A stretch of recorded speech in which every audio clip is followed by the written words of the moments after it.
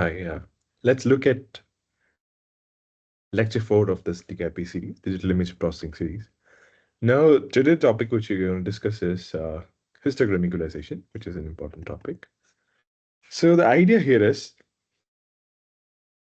generally, if you have a flat histogram, uh, it makes good use of the entire dynamic range of a grayscale, of the grayscale elements, because histogram, if it's well spread across all the intensity values, it's making use of the entire dynamic range.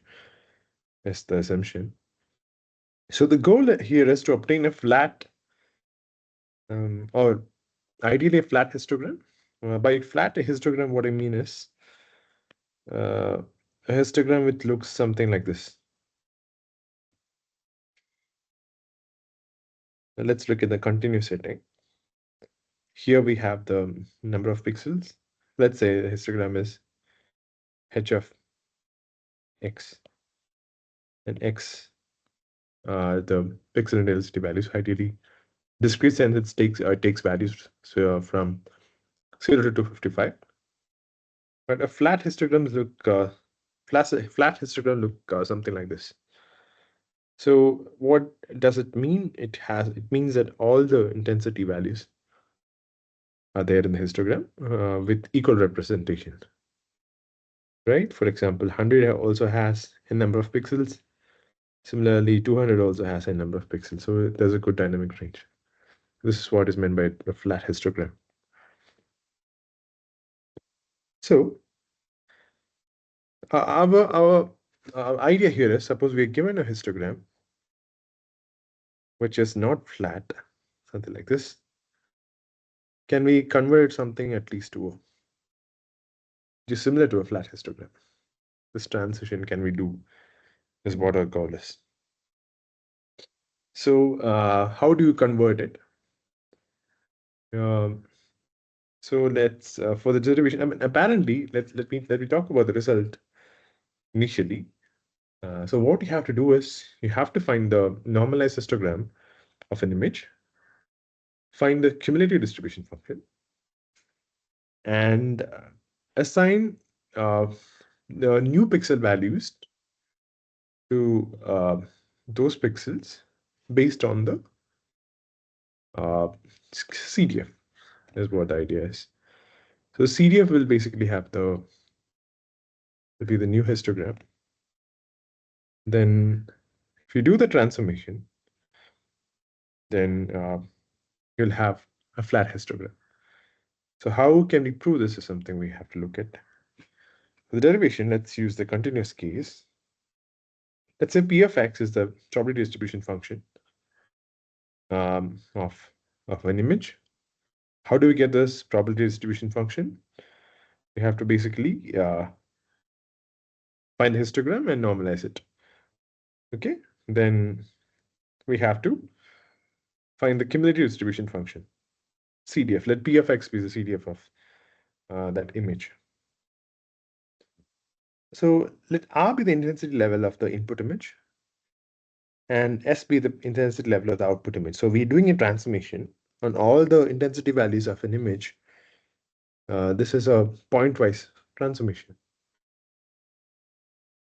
Now after the transformation, we are assuming that the new image will have a flat histogram.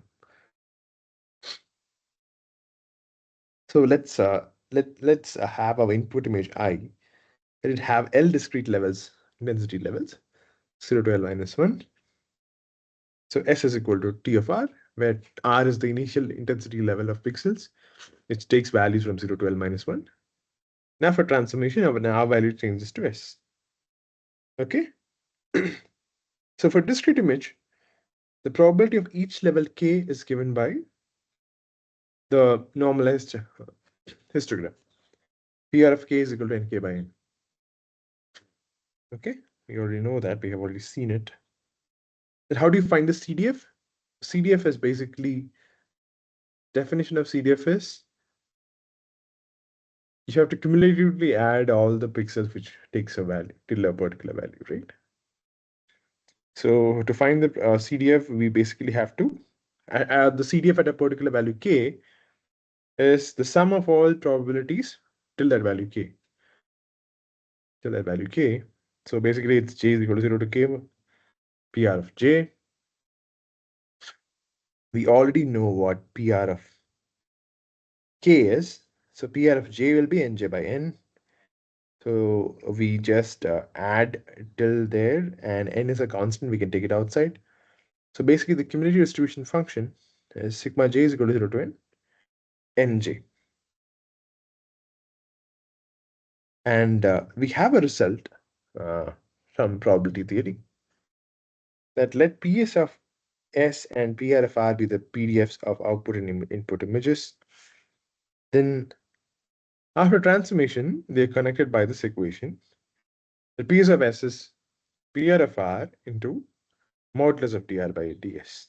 Dr by ds is derivative of the inverse transformation function. Because we have ds by dr, the inverse transformation is from S to R. So we know what the transformation S is, right? S is T of R. And here, what we're doing is we're basically finding the a CDF. CDF is a transformation. So it is L minus 1 into integral 0 to R PR of omega d omega. Why is it L minus 1? Because we are already taking the normalized value of the histogram, right? So we are dividing it by n, and to get so we have a normalized level in terms of varies between 0 and 1. To convert it back to the original scale, we have to multiply it with L minus 1 value.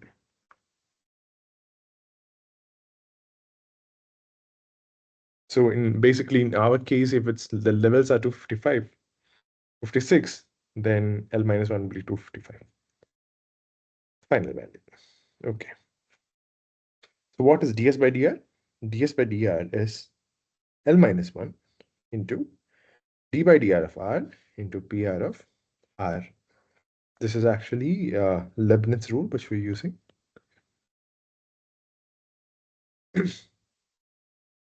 So ds by dr will be L minus 1 into pr of r. So we want dr by ds, right? Which is 1 by ds by dr, which is equal to 1 by L minus 1 into pr of r. So if you substitute this in the equation,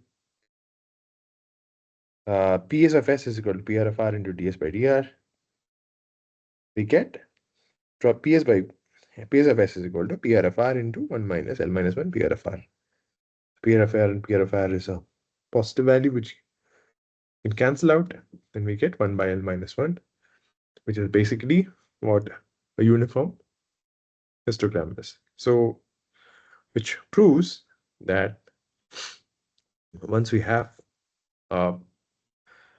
once we apply the transformation, if R is the initial number of pixels and S is the transformation, I mean T of R is the transformation, where T of R happens to be the cumulative distribution function, which is given by this equation, we end up getting the probability distribution of the new function, which is PS of S, is a uniform histogram, a uniform probability density. So that proves that this transformation can actually take you to uniform distribution function.